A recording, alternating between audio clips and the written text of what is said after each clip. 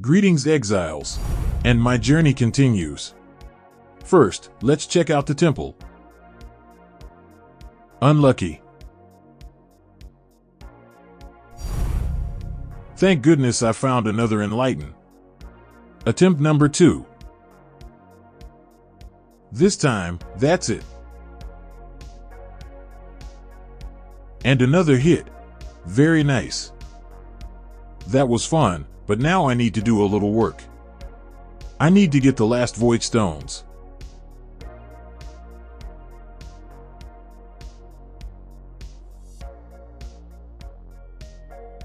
Not the fastest kill, but void stone is mine.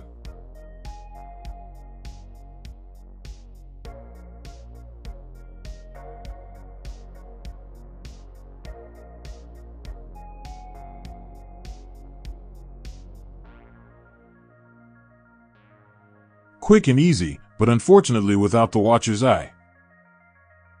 And let's open a 5th slot for our map device.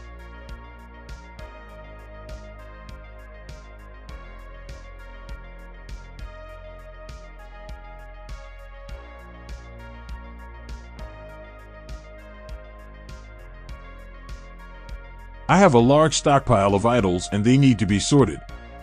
I keep the good ones and give the bad ones to a vendor. Now we can think about the strategies of the idols I will use. First, I need this unique shield. And in the current situation, ancient orbs is the best way to get it because I have good idols for harbingers. Besides, I'll need the orb of annulment for crafting. And of course fracturing orbs. Just in case. First batch of ancient orbs. According to the statistics, I need more than 200 ancient orbs on average, but in the realities of Path of Exile it means that it will be a range from 1 to 1,000. Generally pretty good odds of success. Kind of.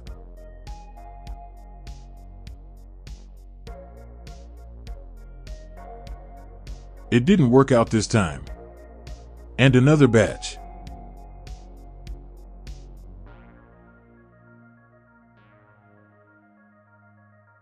And again it failed.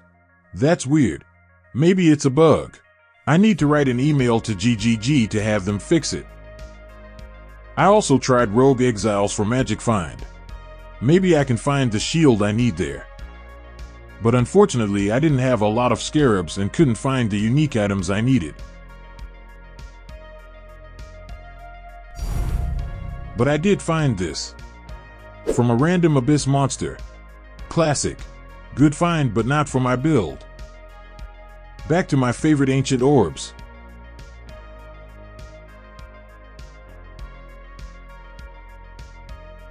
What? No way. T0 unique shield. That's when you have too much luck. Now that's what I need. Apparently GGG read my email and fixed the bug. As a result, for less than 100 ancient orbs I got 2 very nice shields. Now I need this unique armor. Unexpected. But mappers are pretty nice guys and they always bring me something good. And another one. Before I continue my journey I decided to improve my weapon because I need more damage. Some fast crafting. Nice and simple.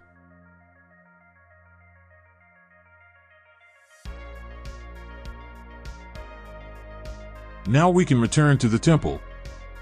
Double corruption for my armor. No luck there. That's not a bad result. Not perfect, but better than nothing. And 6 links. Sweet. Let's do a quick side quest. In my last video I found part for the adorned and I thought, why not try to find the rest of the parts? First of all, let's go to Delve. There are 2 bosses straight away.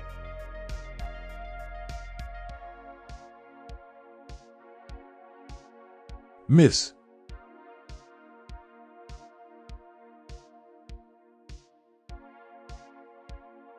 Just what I need.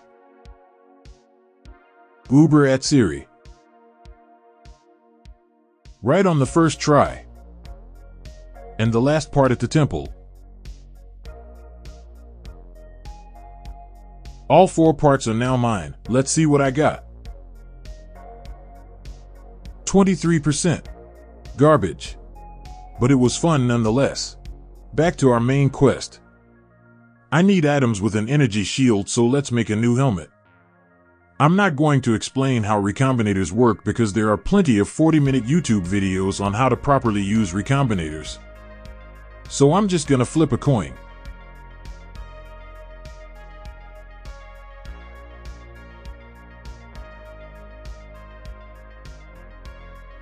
Nice. Just what I need. Benchcraft and Exalted Slam and the helmet is done. Personally, I'm happy with the result.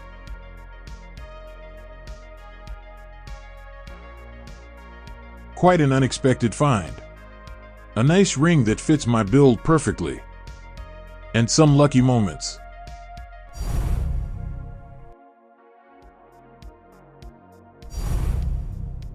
And what's in the box? Wow! A nice Valdo's puzzle box. Incredible drop because usually it's trash.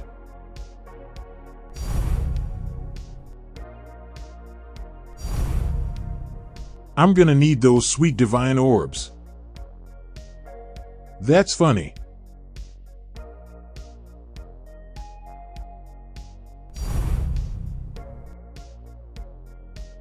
Bad jewel. Sag. And another crafting session.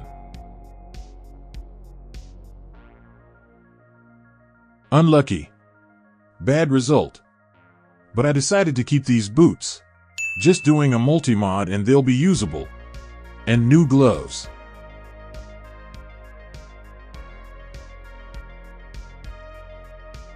Bad luck again. Let's try again.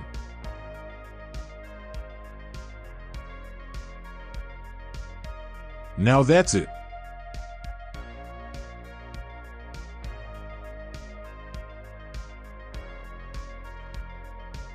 And another crucial item for my build. That was relatively quick. Crafting with recombinators is quite nervous and time-consuming. For you it was only 10 seconds, but in reality I spent a lot of time and resources to craft new boots, gloves, and helmet. So it's time to relax. Just a little bit. And Strongboxes are the best way to do it. Nice.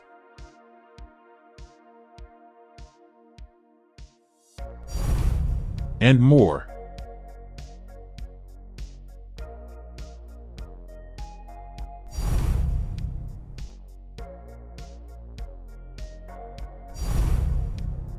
No way. 4 scam puzzle boxes at once.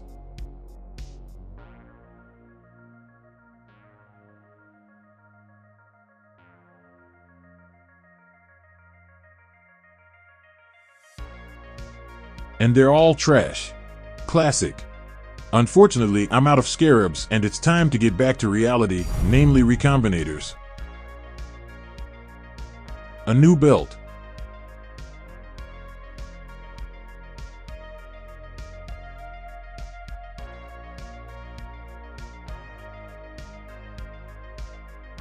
And a new amulet.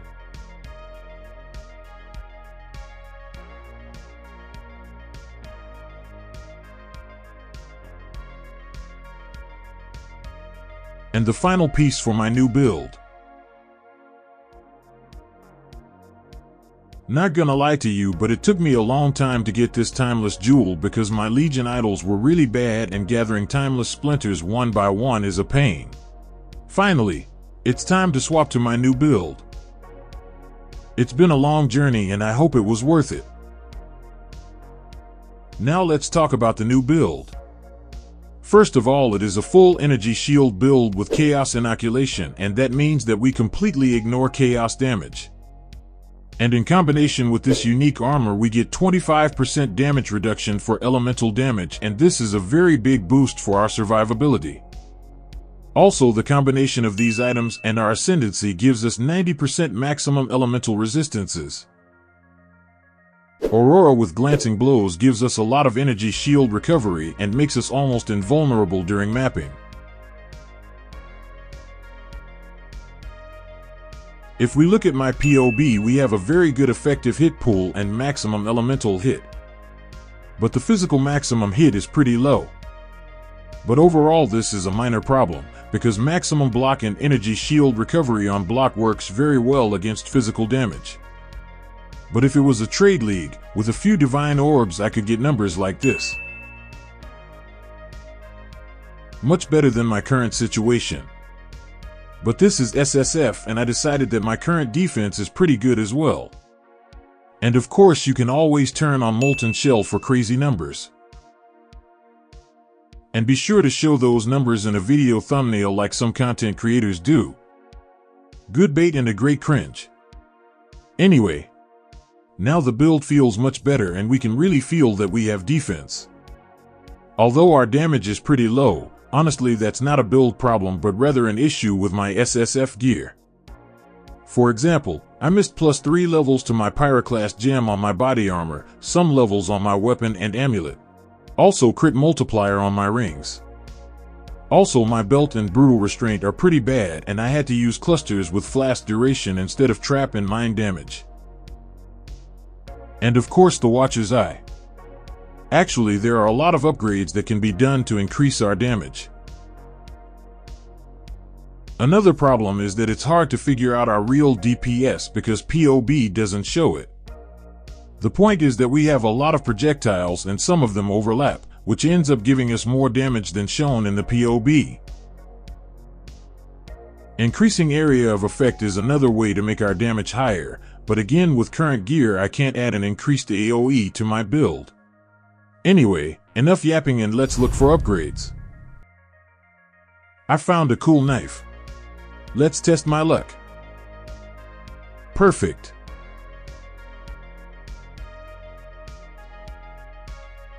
And one more time.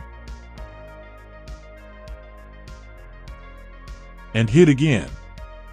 Easy game. Now the prefixes can't be changed. What? Over 1 million kills and I still haven't found this map. No way. Speaking of which, I still couldn't find this unique map and so I couldn't finish this weapon. Sorry for the spoilers. But it's a game and you can't always win. Anyway, let's craft a new amulet.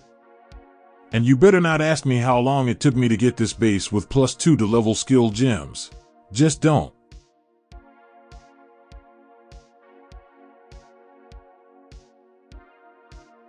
It's only 3 modifiers, but that's okay. The important thing is that +1 fire and all skill gems stay. So I will settle on this amulet. Nice upgrade after all. New belt. Harvest Reforge. Warlord's Exalted Slam. This has some good modifiers for us, although to be honest that's all I had so it's no brain slam for me. Not a bad result. What about the Watcher's Eye?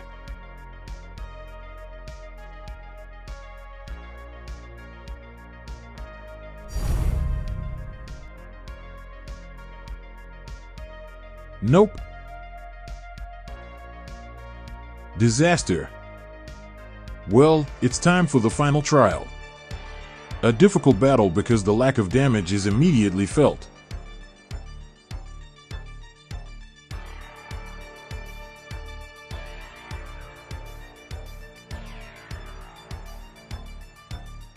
But even with my current DPS I was able to complete this battle.